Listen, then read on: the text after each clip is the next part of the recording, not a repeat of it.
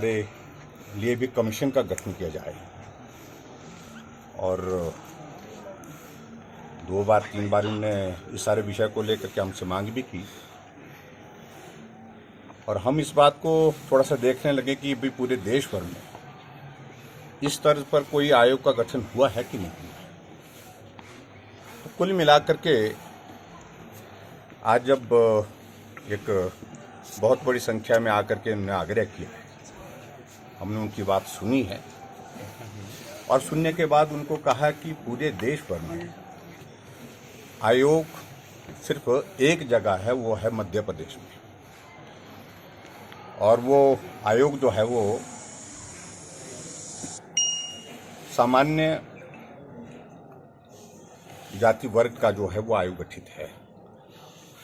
और जिसको इनके ही जो नेता है रुमित, उन्होंने पहले भी इस बात के लिए आग्रह किया था कि उसी तर्ज पर, उस तर्ज पर जिस तर्ज पर मध्य प्रदेश में आयोग गठित किया गया है, उस तर्ज पर हिमाचल प्रदेश में भी स्वर्ण आयोग का गठन किया जाए। तो आज हमने थोड़ी डिटेल्स उसमें ली हैं, और डिटेल्स लेने के बाद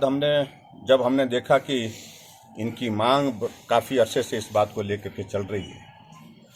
हमने इनकी बात को सुना, और सुनने के बाद हम सारे समाज को इकट्ठा होकर के चले। जैसे हमारे अनुसूचित जाति के वर्ग के लिए भी कमीशन है, ओबीसी के लिए भी कमीशन का प्रावधान है, और ऐसे में अगर हमारे सामान्य वर्ग के लिए भी अगर आयोग का गठन होता है तो उस दृष्टि से कोई इस तरह की बात नहीं है, सब मिलकर के चलें। महत्वपूर्ण हमारे लिए है कि सब समाज इकट्ठा होकर के, संगठित होकर के चलते रहें, और सब समाज का हित का भला करना ये सरकार का दायित्व है, एक संवैधानिक व्यवस्था के अनुरूप। और ऐसे में हमने जो है मध्य प्रदेश की तर्ज पर हिमाचल प्रदेश में भी सामान्य वर्ग आयोग के गठन के इनके प्रस्ताव को हमने स्वीकार किया है। और आप सबके माध्यम से भी मेरा इस बात के लिए आग्रह है,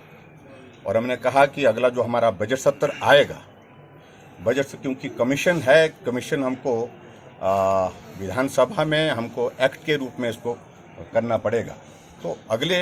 सत्र में, बजट सत्र में इस आयोग का गठन करेंगे, ये हमने उनको बात कही है। और उनसे मेरा निवेदन है इस बात के लिए कि अब वो जाएं, सब मिल करके रहें, समाज के बारे में जो अच्छा बोलें, और अच्छा बोल करके हम इकट्ठा होकर के काम करें। अपनी जो बात कहनी तो वो कही, अब इनको इस बात को लेकर के मुझे लगता है कि मानना चाहिए, इनको आभार व्यक्त करना चाहिए, और जा कर के सब लोगों के बीच में जा कर के इस बात का जो है वो मनाना चाहिए, इनको प्रसन्नता होनी चाहिए इनको। मुझे लगता है कि विपक्ष अपना परिहास बना रहा है। आज भी हम सदन के अंदर उनकी तुलना में लगभग दुगने के करीब है। आज जब सदन के अंदर विपक्ष ने अविश्वास प्रस्ताव लाया,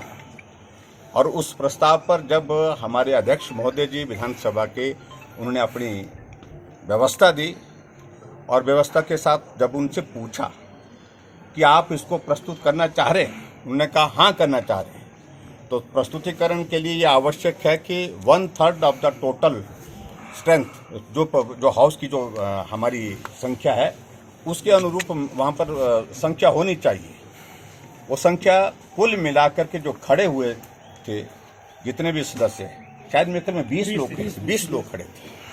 और वो संख्या जो है उस प्रस्ताव को स्वीकार करने के लिए जो जितनी जरूरी चाहिए तो उतने से है ही नहीं, 23 चाहिए थे। और इस कारण से वो प्रस्ताव जो है आगे बढ़ने से पहले ही गिर गया, और स्वीकार कर दिया अध्यक्ष महोदय ने, उसकी व्यवस्था दे दी। जब उनको अच्छी तरह से मालूम है विपक्ष के लोगों को कि आज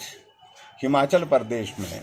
भारतीय जनता पार्टी की सरकार का 4 साल का कार्यकाल पूरा हो रहा है, और ये मैंडेट भारतीय जनता पार्टी की सरकार के लिए 5 साल तक के लिए है, और मेजॉरिटी हम उनसे दुगना है। ऐसी परिस्थिति में अपना मजाक बनाना, अपनी फजीहत करवाने का उनको शौक था, वो फजीहत उन्होंने करवाई, और यही अपरिपक्व नेतृत्व की एक निशानी है जो आज विधानसभा के अंदर आप लोगों ने तमाशा देखा। हाँ, मेरा जाने का कार्यक्रम है, हालांकि मैंने कहा तो था मैंने कि भी हमारा विधानसभा का सत्र चल रहा है, और विधानसभा सत्र के कारण जो है हमारे लिए थोड़ी सी कठिनाई होती है, क्योंकि ये विंटर सेशन वर्तमान सरकार के कार्यकाल का ये जो है वो अंतिम सत्र यहाँ धर्मशाला होता है। उसके बाद हमारे बजट सत्र होगा, उसके बाद हमारा मानसून सत्र, उसके बाद चुनाव। तो ऐसे सूरत में ये महत्वपूर्ण होता है। लेकिन फिर भी उनका कहना है कि चीफ मिनिस्टर काउंसिल की मीटिंग काफ़ी अरसे के बाद हो रही, लगभग ज़्यादा 2 साल से भी ज़्यादा वक्त हो गया। तो महत्वपूर्ण विषयों पर चर्चा होनी है, महत्वपूर्ण विषयों पर बातचीत होनी है। उस दृष्टि से उन्होंने बात कही केंद्र की ओर से हमको, और मेरठ जाने का कार्यक्रम 13 तारीख को बन रहा है।